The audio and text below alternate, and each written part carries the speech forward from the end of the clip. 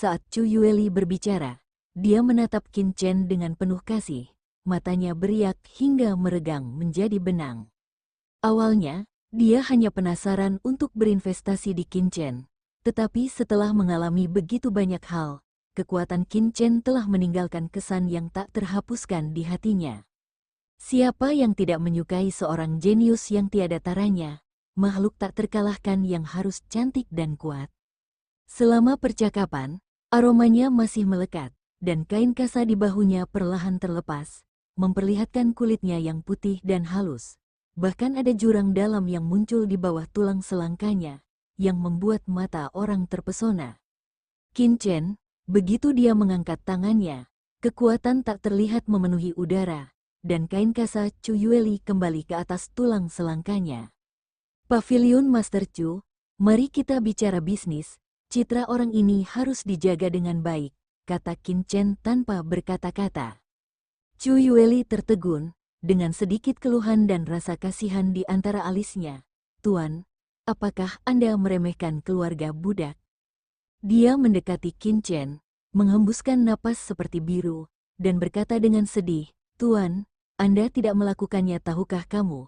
Yueli sepertinya genit hanyalah penampilan. Hanya penyamaran untuk bertahan hidup di dunia hutan ini. Faktanya, Yueli belum pernah menjalin hubungan manusia. Qin Chen, dia tersenyum pahit. Tuan, Qin sebenarnya punya istri. Saya tidak keberatan. Chu Yueli menggelengkan kepalanya dan berkata, pria sukses mana di dunia ini yang tidak memiliki 3 istri dan 4 selir? Mengekang sifat, sebagai seorang pria, selama dia baik pada wanita yang dicintainya. Itu sudah cukup. Qin Chen tampak serius. Nona Yueli, idemu sangat berbahaya. Qin tidak setuju dengan itu. Tapi itu sifatnya. Di dunia ini, selain alam, manusia juga memiliki tanggung jawab. Jika tidak, apa perbedaan antara manusia dan binatang? Bahkan binatang pun cukup lajang. Chu Yueli berkata dengan emosi, Anda seharusnya hanya memiliki 1 tuan istri Qin. Aku sangat senang menjadi istrimu. Terlalu sedikit pria sepertimu di dunia ini. Ahem, jangan membicarakan topik ini lagi.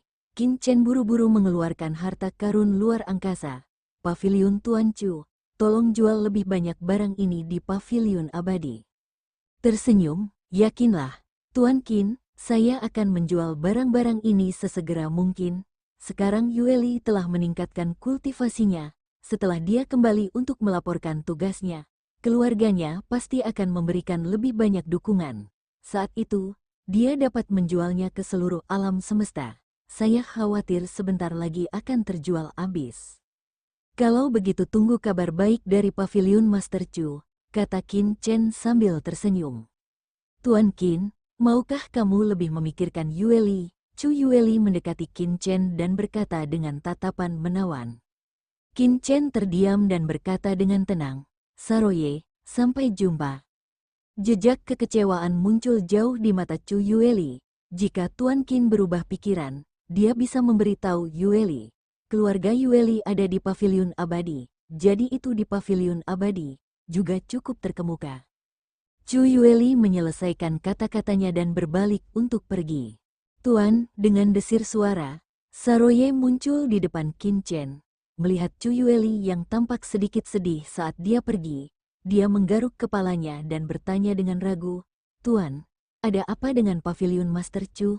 Mengapa apakah dia merasa seperti sedang putus cinta? Seolah-olah. Qin Chen meliriknya, apakah kamu sangat sibuk? Ah, Saroye berkata dengan tergesa-gesa, tidak. Aku serius menyerap hati kaisar sebelumnya. Jika kamu tidak percaya, lihatlah sikapku saat ini. Kultivasi. Bas, aura menakutkan dari Kaisar Puncak langsung memenuhi udara. Kekuatan kuat klan Komodo mengandung kekuatan darah yang menakutkan. Itu menekan kekosongan, menyebabkan kekosongan di sekitarnya bergetar tanpa sadar, seolah-olah akan hancur. Tuan, Anda tahu, kekuatan bawahan saya telah meningkat pesat, dan dia sudah menjadi yang terbaik di antara Kaisar Puncak. Jika leluhur masyarakat naga hitam dapat menyempurnakan asal-usul Kaisar Dewa, saya mungkin memiliki kesempatan untuk menyentuhnya. Jejak legendaris, alam. Saroye menyeringai, memperlihatkan dua baris gigi putih tajam, tersenyum lebar. Dia diam-diam telah berkomunikasi dengan beberapa teman baik di klan sebelumnya. Dia tidak mengatakan apapun secara detail, tetapi hanya membuat sindiran. Pada dasarnya dapat dipastikan bahwa dia adalah satu-satunya penerus seluruh generasi klan yang telah melahap asal-usulnya Dewa Kaisar.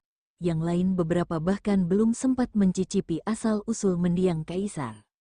Ledakan, Qin Chen berdiri dengan bangga di kehampaan dan memandang Saroye. Pemaksaan yang bergemuruh melanda, dan Qin Chen dengan jelas merasakan dao surgawi dari laut semesta bergejolak, aura yang kuat memenuhi udara, yang bahkan lebih lemah dibandingkan aura Sage Agung Cuyun, Sage Agung Siyu, dan Moyun Gubo. Menyerah. Kesayangan laut semesta, gumam Qin Chen. Binatang komodo ini layak menjadi kesayangan lautan alam semesta. Ia baru saja mencapai puncak kaisar, dan ia sudah memiliki tekanan yang begitu menakutkan. Ia mungkin hampir tak terkalahkan pada level yang sama. Tak heran jika marga komodo memiliki reputasi yang begitu bergengsi di lautan kosmik. Setelah dirangsang oleh kekuatan darah, ternyata mampu menggugah resonansi jalan laut kosmik jalan terangsang, semakin kuat jadinya. Oke, itu dia, Qin Chen mengangkat tangannya. Ledakan, niat membunuh yang mengerikan menyapu dan menghantam aura yang dikeluarkan oleh Saroye dengan keras. Di tengah raungan yang keras, aura yang dikeluarkan oleh Saroye langsung dikalahkan dan menghilang ke udara. Tuanku perkasa. Saroye menjulurkan lidahnya dan berkata dengan kagum, bawahan saya sudah tak terkalahkan di antara rekan-rekan praktisi saya. Saya tidak menyangka bahwa tuanku jauh lebih kuat daripada bawahan saya. Sangat kuat, saya mengagumi Anda. Qin Chen, oh, token semua dewa muncul di tangannya. Saroye, ini adalah token semua dewa. Dengan tingkat kultivasi Anda saat ini, Anda memenuhi syarat untuk memasuki reruntuhan semua dewa. Saya adalah Kaisar. Kami akan segera memasuki reruntuhan 10.000 dewa.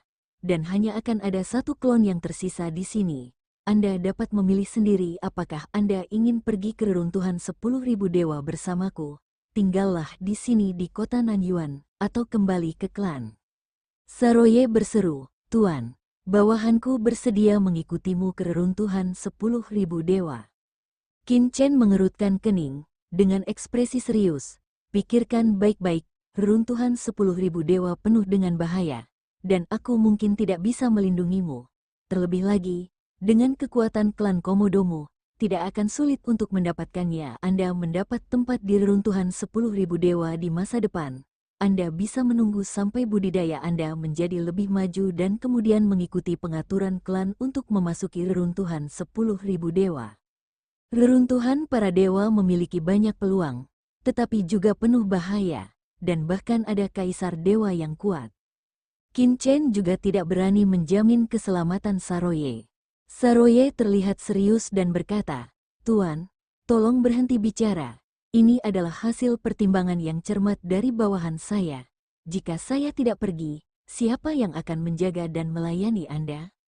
Mengenai keselamatan, hidup dan mati terserah Tuhan. Jika kamu tidak menurut, kamu akan dihukum. Kian, bawahan di reruntuhan para dewa sangat sadar bahwa yang paling serius adalah kematian. Aku, klan Komodo, tidak pernah takut pada Tuhan. Kematian. Mata Saroye tegas. Itulah masalahnya. Lalu lanjutkan dan bersiap, dan laporkan ke klan untuk menghindari kejutan apapun. Qin Chen melihat tatapan tegas Saroye dan menggelengkan kepalanya. Ya, saya mengundurkan diri. Saroye berbalik dan pergi. Kembali ke guanya, Saroye segera mengirimkan pesan kepada ayahnya. Ayah tersayang, Zan Xinyu, surat terakhir menyebutkan bahwa anak itu akan menerobos ke Kaisar Puncak. Saya ingin memberitahu Anda berita lama yang dimiliki anak itu sudah menerobos.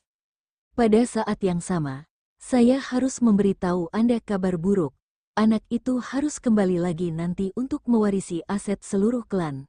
Harap bersabar dan menunggu sampai anak itu berhasil melewati akhir jalan evolusi sebelum kembali ke rumah dalam kemuliaan. Ngomong-ngomong, anak itu pergi ke Wanwan, di reruntuhan para dewa. silakan kembali dan beritahu saya informasi kontak beberapa orang kuat di klan kita di reruntuhan para dewa. Jadi agar saya dapat mengetahuinya. Selain itu, keluarga saya sepertinya ingat bahwa ada leluhur keluarga kami yang pernah berada di reruntuhan para dewa. Tuan, apakah Anda memiliki informasi kontaknya? Tolong minta ayah Anda untuk membayar hormat kepada leluhur dan minta dia untuk memberitahu Anda. Bagaimanapun, anak Anda sekarang adalah talenta paling menonjol dari seluruh kelompok etnis, dan dia pasti akan memimpin kelompok etnis tersebut menuju eksistensi yang gemilang di masa depan. Tidak perlu bekerja terlalu keras lagi. Kamu bisa menikmati kedamaian dan kebahagiaan di klan, bukan begitu? Juga, setelah mengikuti orang dewasa, kekuatan anak meningkat terlalu cepat, klan kita akan menjadi tidak stabil. Bukankah ada banyak harta yang dapat memperkuat budidayamu? Saya tidak bisa kembali menikmatinya dalam waktu singkat. Bolehkah saya meminta para senior di klan untuk pergi ke reruntuhan dewa dan bawakan untukku? Ngomong-ngomong, kalau bagiannya terbatas, bagianku tidak masalah. Tapi ingatlah untuk menyiapkan satu untuk orang dewasa. Lagi pula, prestasi anak-anak adalah milik orang dewasa. Terakhir, ada baiknya anak-anak mengikuti orang dewasa. Jangan khawatir. Jika Anda melihat leluhur, sapa leluhur untuk anak itu. Terlalu sulit bagi leluhur untuk mendukung klan, dan itu tidak akan terjadi akan lama sebelum anak itu dapat membawanya untuknya. Petik 2. Pada saat yang sama, mohon biarkan leluhur memikirkannya lebih jauh.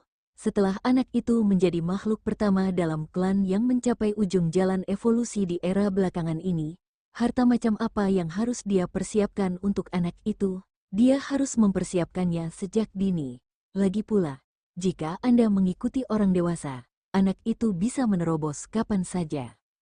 Hormat kami, salut, anakmu yang paling berbakti. Yang terakhir, saya masih harus mengingatkan ayah. Jangan lupa meminta suku untuk menyiapkan hadiah untuk orang dewasa. Telah memberikan semuanya hal-hal yang baik kepada anak-anak, dan anak-anak harus membalasnya, bukan? Jangan sampai ada yang menganggap suku Komodo kita cuek dan tidak sopan. Bagaimana menurut Anda?